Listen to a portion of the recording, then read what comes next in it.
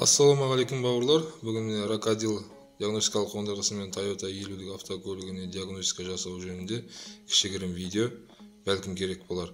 Жақында кәсіби магазиннен сатып алғанбыз. 20 мың жобасында тұрады. Мына шнур бөлек сатып алдық. Бұл 4-5 мың жобасында. Мінекей, өте жақсы қондырғы екен. Енді бұның жұмыс жасауын түсіндіреміз. Мінекей автокөлікке жалғадық. Бұның бетінде қосу, сөндіру батырмасы бар. Мінекей басса қосылады. Мінекей қызыл дөңес батырма. Ашамыз.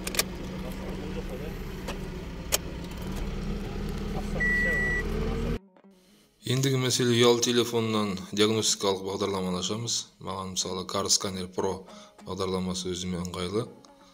Бұның қалай жалғану керектігі, қалай қосылу керектігін алдыңғы видеоларда толық түсіндірген болатынбыз. Мінекей мен Toyota автокөлігін таңдап жатырмын. Бұның ішіне кіргеннен кейін өзімізге керек марканы таңдап аламыз. Мінекей барлық маркалар жазылған. Маған керегі 2010 мен 2022 жылдар аралығындағы көлік. Мен өзім соны таңдаймын. Мінекей үстіне басқаннан кейін таңдау туралы растаймыз. Содан кейін азғана уақыт қосылады. Ары қарай кейін батырмасы арқылы шығамыз да қосылу батырмасын басамыз. Астындағы қызыл. Мінекей жақсы қосылды деп шықты. Ендігі мәселе бауырлар, баптаулар мәзіріне кіреміз. Мінекей үстінде кодирование и сервис деген бөлім бар. Сол бөлімге кіреміз. Жүйе толық оқылғасын келесі терезе ашылады. Мінекей внешнее оповещение, внутреннее оповещение, яғни сыртқы ішкі жарықтар, есіктің ашылу жабылуы, ескерту дабылдары, климат, тағы басқа жарықтарды көріп тұрсыздар. Соның ішінде міне сыртқы жарық, яғни мигают поворотники при блокировке, разблокировка с помощью пульта дейді. Енді пультпен есікті ашып жапқан кезде бұрылу жарық шамдары жанып сөнеді. Ол барлық көлікте бар. Соны осы жерден айырып тастауға болады, соны қосып қоюға болады. Келесі бөлім ішкі жарықтар. Яғни есік ашық тұрған кезде салондағы жарық шамының жануы, жапқан кезде сөнуі, сол сияқты басқа да белгілерді осы жерден айырып қосуға болады. Келесі мәзір есіктің ашылып жабылуы.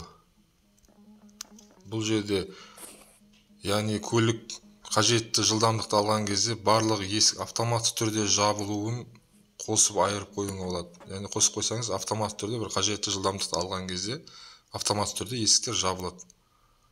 Мінекей мен қосып жатырмын. Новое значение принято дейді. Яғни қабылданды.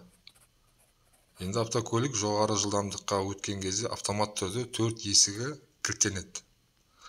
Екінші мінекей автоматическая разблокировка дверей, когда селектор находится в положении парковки дейді. Яғни тұраққа қойған кезде селекторды есік автоматты түрде ашылады, 4 есік. Бұны да қосып қоюға болады. Сол секілді тағы да көптеген дүниелер бар осы жерде. Мінекей есікті пультпен ашып ұзақ уақытқа дейін көліктің есігі ашылмаса, автоматты түрде қайта кілттеніп қалуы бар. Осыны да қосып айырып қоюға болады. Тағы да басқа көптеген қызықты дүниелер бар. Алып пайдаланып көрсеңіздер болады. Келесі мәзір бізде дыбыс дабылдары.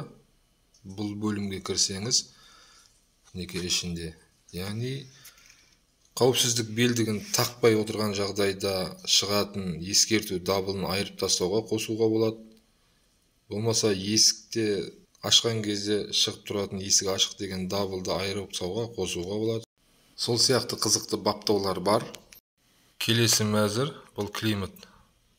Яғни автокөліктің салқындатқышы.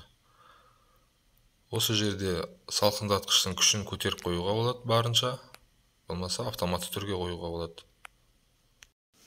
Одан кейін бауырлар электронды автокөлік терезесін ашып жабу жүйесі. Бұл жерде де міне бір ғана мәзір бар екен.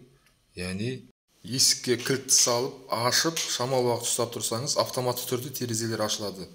Осы жүйені қосуға болады және айырып қоюға болады. Ендігі мәселе басты мәзірге өтеміз. Мінекей басты мәзір осылай көрінеді.